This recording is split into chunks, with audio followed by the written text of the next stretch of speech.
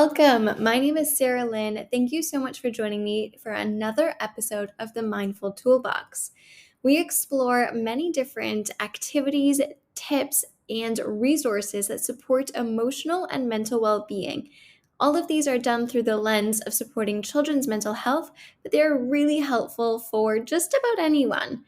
I can't wait to share this week's episode with you, but be sure to refer to our webinar that is linked on our website, betteringyouth.co.uk, so you could follow along with all of the details that we are showing. All right, let's hop in to this month's webinar. Okay, welcome everyone. My name is Sarah Lynn. I am the proud presenter of the Mindful Toolbox, a monthly webinar that supports emotional, mental well-being for just about anyone.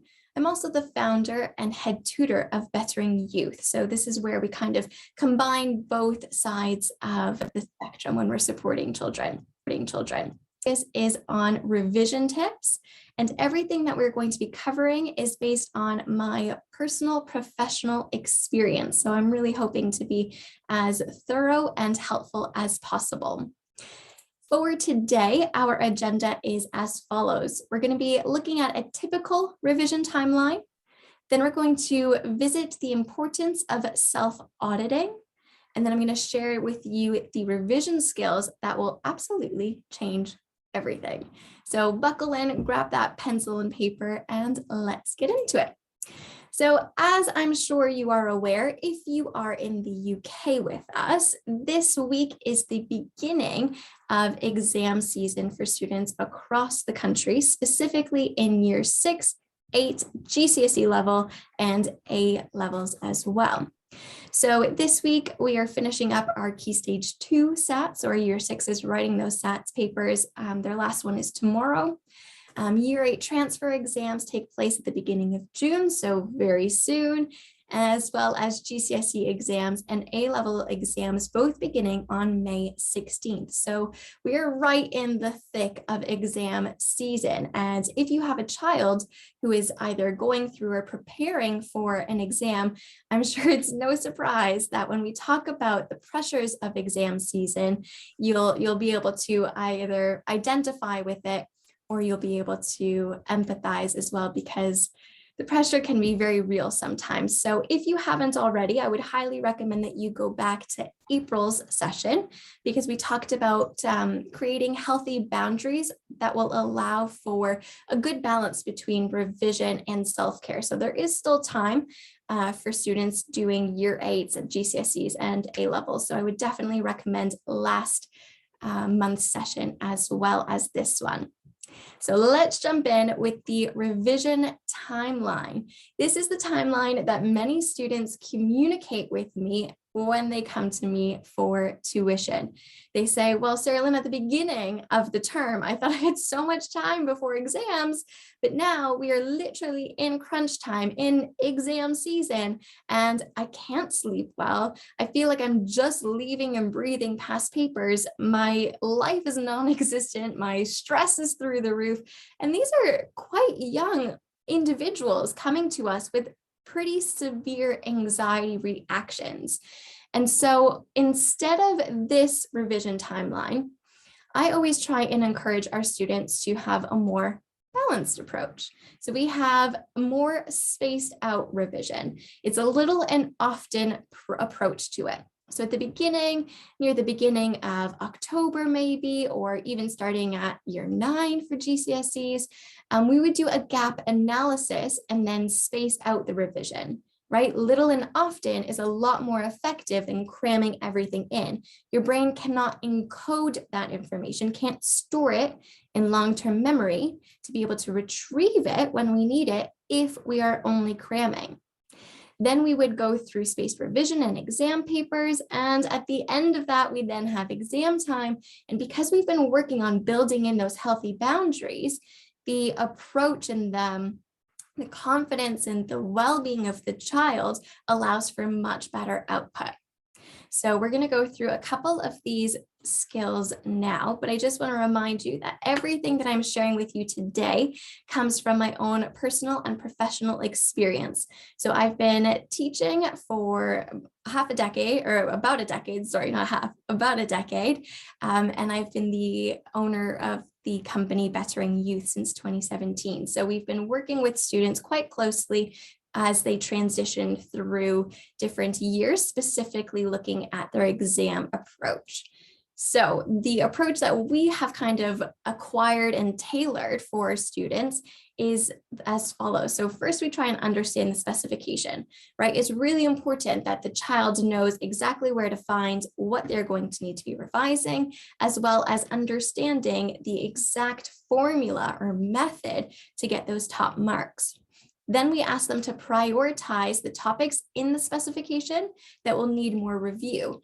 Every child is different, and every approach to a topic will also be different. So it's really important that they go through that self-analysis to understand, okay, what are my strengths and what are my weaknesses? From there, then, we would create a revision schedule to track this and used spaced revision and active study methods. Okay, so I want to pause here. I'm just going to ask in the chat box, I would like for you to write down three, at least one, but three study methods that you would typically use. If you had an exam coming up at the end of the month, what would be a method that you would use to study? A reminder, you can toggle the to button to just come to myself, Sarah Lynn, or you can keep it to everyone. But I'd be grateful for some feedback here. What is a method that you would typically use or you've seen your child use in order to study, in order to revise? There we go, brave soul coming through. We have highlighting. Yes, highlighting is definitely a common method of revision. Anything else? Does anybody else highlight? Yeah, we've got a couple other highlighters coming through. Okay, everyone's feeling a little bit timid and they're writing it to myself. Write a cheating list to organize. What do you mean by a cheating list? Is that like actually for you to cheat? I hope not. I hope not, Tatiana. Or is it, no, good, I didn't think so. So is it kind of like a subjects list and then you organize it by priority? Is that what you're saying? Yes. Oh, okay. So like steps to help remind yourself of what's important and how you can, fantastic. Yeah. How you can go about solving those problems. So if we're talking about math and you want to know how to solve an algebraic equation, it's setting out your steps for success. That's what we like to term it. Fantastic. Thank you so much for sharing that. Okay. So there are actually three common methods that are scientifically proven to not be helpful at all. The first one is actually highlighting. I know you're all shocked because you're thinking, oh my goodness, that's how I revise. The second one is taking notes. Now, I don't necessarily mean about taking notes in lesson. I mean more so that we have a book here. It's a textbook, and I've sat with my pencil and my paper, and I've written out notes from the textbook. So that's the second method that is not as effective as the methods that I will be sharing. And the third one, any guesses? The third one, so we have highlighting already. I see that one coming through again. We have taking notes, and then we have just what's the word, like paraphrasing, just when you paraphrase or summarize things, very similar to taking notes. So those are the three methods that we actually try and encourage our children or our students to lean away from, which feels really weird because when you're reading a textbook, you typically sit there with a pencil and paper and a couple of highlighters so you can study. But actually, the science is telling us that that is not an active method of revision. And because our brain is not actively engaging with what we are revising, it's not going to make it into long-term memory. It's not going to be encoded. And so the best thing to do is to follow the next 5 steps. So here we go. The first revision tip, okay, is to start at where you need to, not at the beginning. So this is actually a quote. Each tip is going to start with a quote from a blog that you can see here. I've got the blog name 4 Tips to Enjoy Exam Season. And these are blogs that you can find on the website should you wish to explore a little bit more about what we're talking about today, because this is going to be like a whistle-stop tour. But the first thing I would encourage you and your child to do is to start where you need to, not at the beginning. And so how do we do this? How do we start where the child needs to and not at the beginning of year 9 or the beginning of what they looked at in September? The first, forward. Why are we going backwards here? There we go. The way to do that is to complete a subject audit. Okay, so these here are actual screen grabs from the various students that I've worked with that we've completed a subject audit together. Now, we always like to show progression as well. So if you can see up here in the left-hand corner, we have a child identifying their confidence level. So they've self-identified their confidence level with a specific topic. These are all for grammar. And at the beginning, he identified semicolons to be about a 3 out of 7. Now, after our session together, we would do an exit task to see how much he's retained. And then we allow them to reassess how they feel. Now, this is about confidence, because a lot of the times exams are mostly about how confident can you be and how calm can you be under pressure. So that's why we encourage them to go through this self-reflective process. So this would be the first task that I would suggest any child preparing for an exam or adults to do before they begin their studying, because through this, we can then identify, okay, this subject here, algebra, absolutely everything was a 5, everything was highlighted. So we are going to do that before we come into shape. And so this essentially will create the pathway for revision. Tip number 2. Again, this is a quote taken from a previous blog. You can find it on the blog here called 4 Research-Backed Studying Tips. Now, the first one is called pre-testing.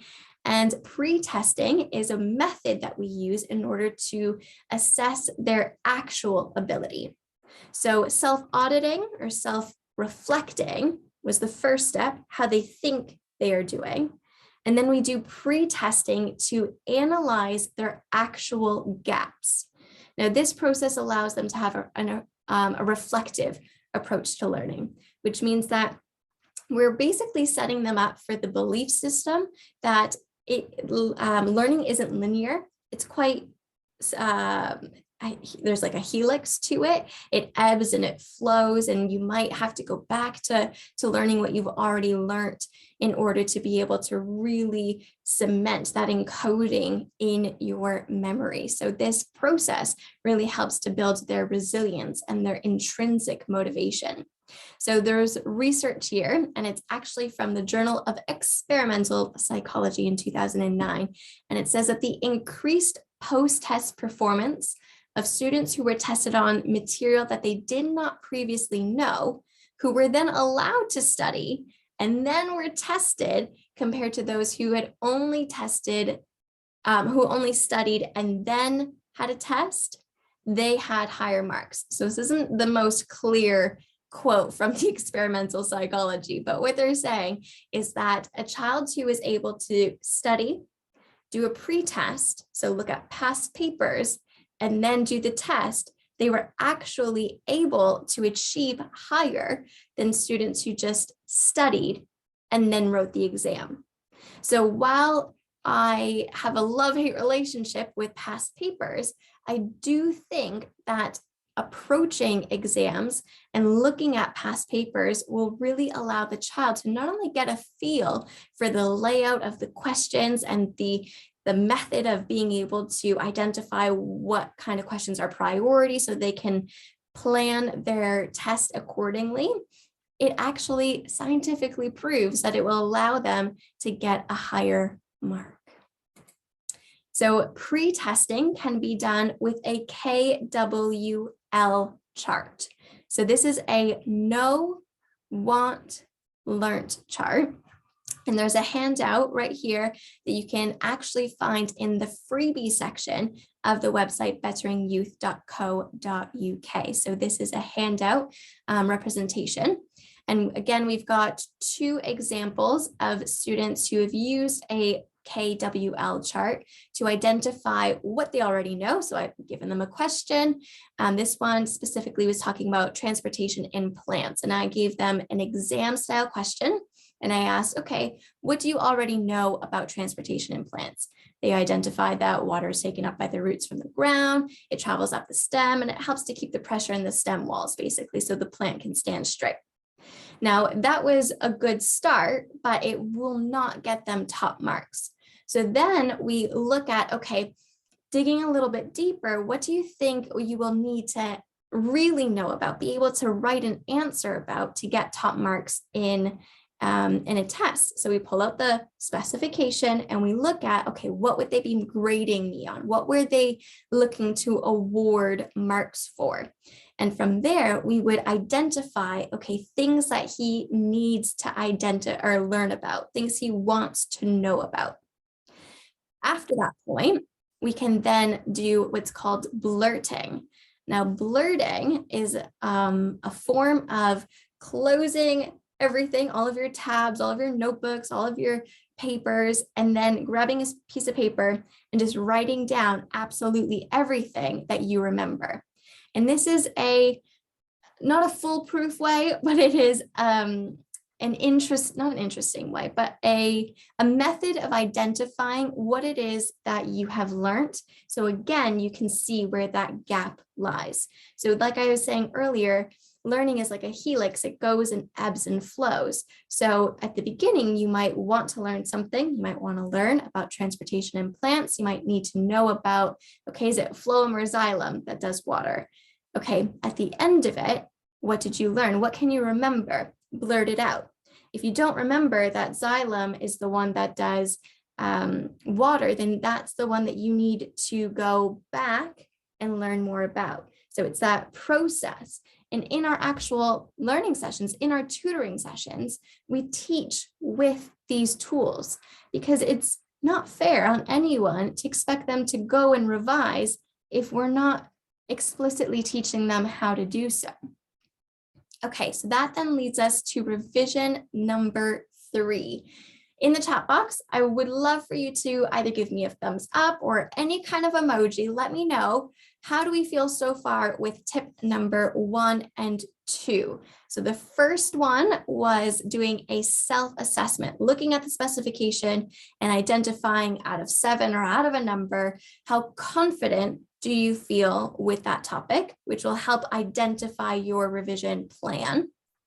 And revision tip number 2 was for you to then go through pre-testing. So looking at an exam style question and identifying, okay, this is what I know. This is what I'll need to know for the specification to award me full marks. Go through the actual learning process. Okay, blurt it out. Have I retained that information? How are we doing? Good, fantastic, excellent. I'm seeing some thumbs up and I'm really happy to see that. I know sometimes it can feel a little bit overwhelming, especially because there's 5 tips. I just want to make sure we're going through it slow and steady. So revision tip number 3. This one is all about active recall. So this is how we're going to be able to allow the information that we're learning to become encoded, written into long-term memory. This is how we're able to pull information back out so we can put it on paper after we've revised. So this specific quote comes from the blog 3 Practical Tips to Smash Your GCSEs. Now, active recall is not specific to any level of exam prep. This was just a specific focus that we were doing for this blog. So there's a couple of examples here for active recall. There are practice tests, flashcards, or cloze type questions, and blurting is actually a form of active recall. So as you can see here, we've written out a couple of things that we enjoy using in our sessions. So this is actually the app Anki. And if you were to log into Anki, it is free on a desktop. I believe there is a pro version for you to use on your phone, but essentially what Anki does is it allows you to input information in flashcard form. So you would put yourself with a question, what did Henry VII do? And you would give yourself a couple of different options, or you might take this from a previous exam. Then you would also identify what the actual answer is. Now, the good thing about Anki specifically is it actually links us to the next tip, which is spaced revision. But let's focus here. So we would use these flashcards to allow ourselves to be able to pull up back that information. So as the year goes on, because we're consistently reviewing things, constantly reviewing things, it never really feels like you have to go right back to the beginning and learn from scratch. Because you're continuously doing it, it's still always going to be front of mind. That pathway, that neural pathway in your memory, in your mind, to be able to retrieve that information is going to be strengthened with each time that you actively recall it. So flashcards, whether it's through Anki or just traditional flashcards, are really helpful. Blurting, which is again that method where you close all your books and you just write down everything that you can remember and then do a comparison. And then mind mapping. These are all really effective methods to go through active recall, which is a way of being active in your studying. Okay. Revision step number 4, again, in the chat box, if you want to let me know if you have used Anki before. I am curious, or any other form of active recall, whether it's blurting or mind maps. Do you prefer to do online revision for active recall? Are you a pen and paper or pen and flashcards kind of person?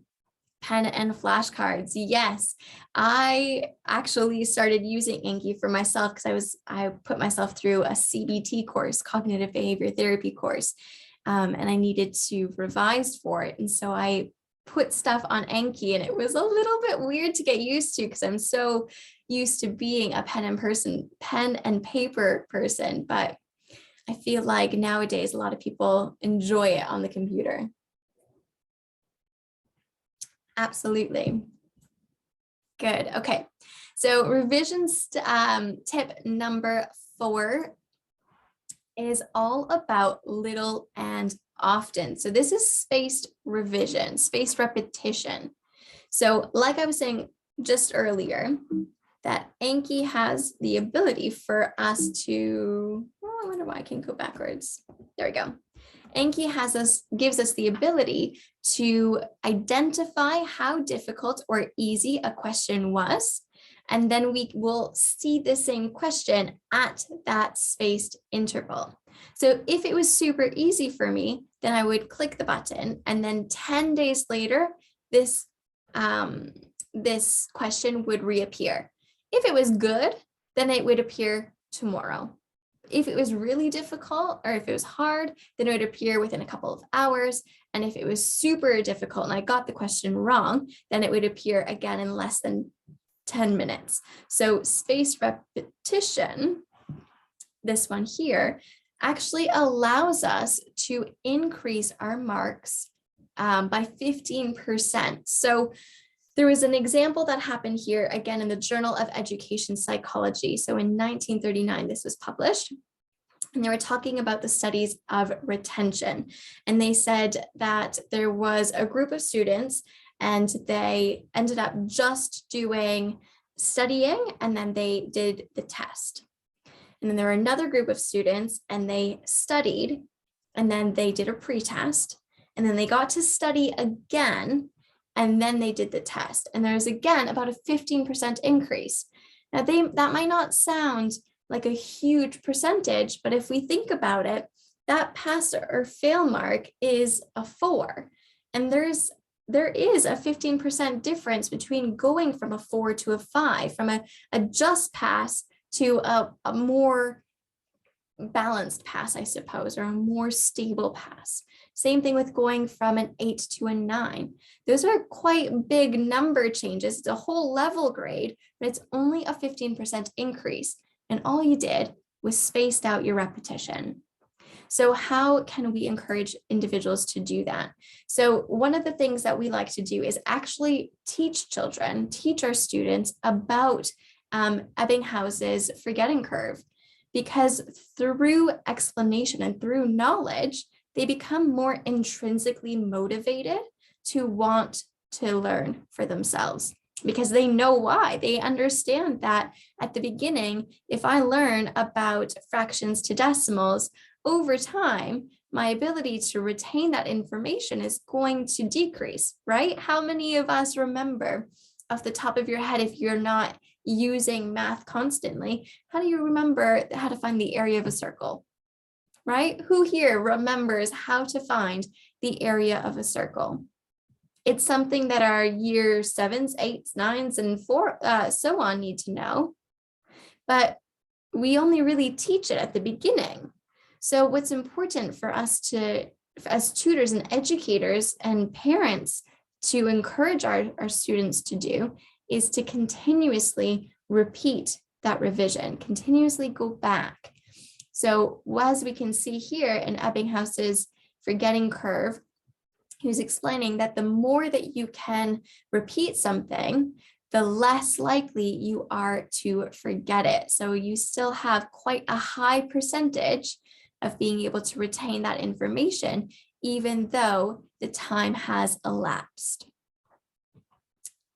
Okay, this brings us to revision tip number 5. Again, in that chat box, give me a thumbs up. How are we doing? Are we good? Do we have any questions just yet? Is there anything that's popped up that you weren't quite sure of?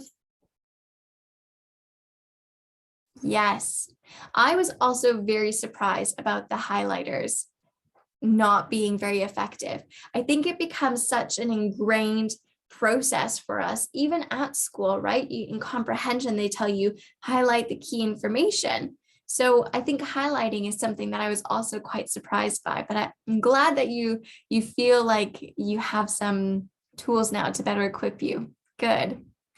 Okay, let's move on to revision tip number 5. Again, this is a tip and it's being pulled from the 4 research-backed studying techniques. So this is quite a good blog to go back to, but it is interleaving practice. Anybody heard of that before? So interleaving basically allows a child to learn a subject, and then within learning about that, be able to answer questions about previous subjects. So for instance, today specifically, I was with a year 8, we were doing maths, we were looking at creating bisecting angles. And when we started with 4 different revision questions. We were doing interleaving. So I asked her a question about circumference of a circle, how to work with ratios, the percentage of a number, and the other one was an algebraic equation. So even though we haven't looked at those 4 topics in a fair amount of time, and our main focus was actually on bisecting angles, we were actually able to test her ability to retrieve that information, which was really powerful for both of us. It was powerful for me as an educator to see where we might still have gaps, what we might need to go back and revise to secure before the exam. But I think it was also really empowering for her, because she was able to see, okay, actually, this is something that continuously stumps me. I don't really feel confident with this. I'm going to take it upon myself. I'm going to have that intrinsic motivation to make sure that next week when Sarah Lynn asks me a question about algebraic expressions, I can smash it. And we don't have to have a conversation about, okay, what do we need to do? How do we need to do it? So this is interleaving. Now you can actually see an example of that here. So we have both an English and a math example of interleaving. This is at the beginning of our sessions with students. I will either take a question straight off of something they've already been looking at, or I might make up some different sentences and questions and ask them to either edit it or identify what kind of punctuation can up level it if it's a true or false question. It's super easy, takes a couple of minutes, but just by doing those 4 or 5 questions every single day, I'm allowing the brain to not only be able to retrieve information when it's in that specific mind frame. Because at the end of the day, the exams that we're preparing these children for are going to have questions that are very varied throughout the entire exam paper. So the best thing that we can do for them is to prepare their brain to have to flick between different topics and have to use different skills back to back to back. Because through that practice, not only does the encoding for knowing how to simplify a ratio become stronger, but their ability to go from ratios to metaphors to percentage of a number to identifying that you should put a semicolon in that sentence, it all becomes a lot stronger. And so that is my pitch for the power of interleaving. Okay, so if you haven't already, I encourage you to write down these top 5 tips for revision. You are to complete a subject audit by looking at your personal confidence level in each of the topics. Start with pre-testing. You can use a KWL chart. Again, there is a free downloadable on the website, veterinarianyouth.co.uk. Use methods of active recall. The main reason for active recall is it allows your brain to engage with what it is learning. So examples of active recall, can anyone remember? Can anyone actively remember an example that we can use to actively recall something? I gave you 3 different methods to go through active recall. I feel like I need to give a prize to someone who can come up with the answer for this one.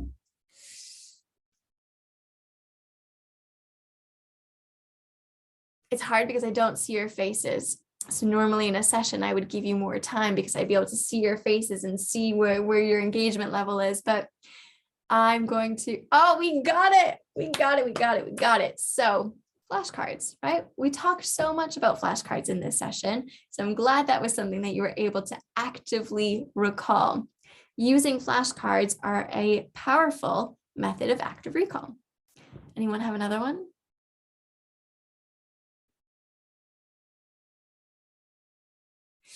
Yeah, well, okay, so blurting is an example of active recall. Well done. It wasn't on that page with 3 examples. So I love that you were listening on to when I was talking about KWL. And I said, when you're in the learn section, you would blurt it out. You'd write down everything that you'd remembered.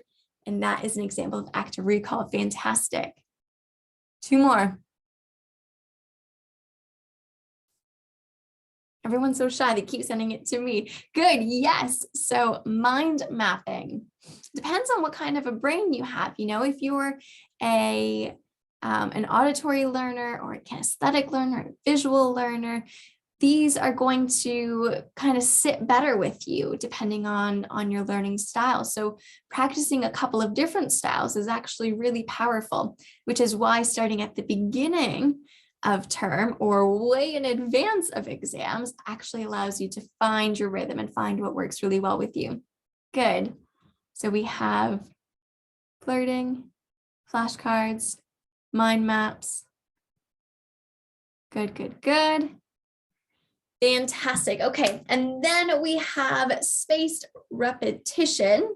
Spaced repetition is allowing you to continuously revise the same topic because we are lowering our ability to forget something. So we are looking at Ebbinghaus's forgetting curve, and we are continuously encouraging our brain to retrieve that information to ensure that our encoding or our ability to retrieve that information gets stronger. And it finishes off with interleaving. Fantastic. Interleaving is when we are doing one subject, but we might ask questions about previous subjects just randomly throughout. And that allows our brain to not only retrieve the information, but be able to flick between different processing methods and formulas and ideas within a very short amount of time, which is exactly what those exams require our students to do. Okay, that's what I thought. That's what I told you. It was a whistle stop tour today.